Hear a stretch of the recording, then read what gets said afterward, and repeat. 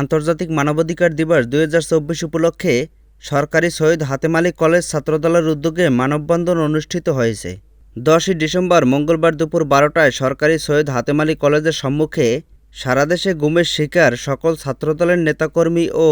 সকল নাগরিকের মুক্তির দাবিতে এবং আওয়ামী লীগ ও আইনশৃঙ্খলা রক্ষাকারী বাহিনীর নির্মম হত্যাকাণ্ড ও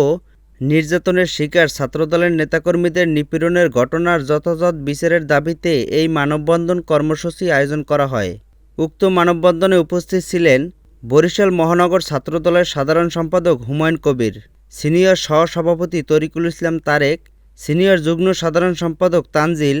সাংগঠনিক সম্পাদক তসলিম, সরকারি সৈয়দ হাতেম আলী কলেজ ছাত্রদলের আহ্বায়ক মোহাম্মদ মোস্তাক সর্দার শাওন, সদস্য সচিব আবির, মিরাজ খন্দকার, সোহেল, আয়াস সহ অন্যান্য নেতৃবৃন্দ।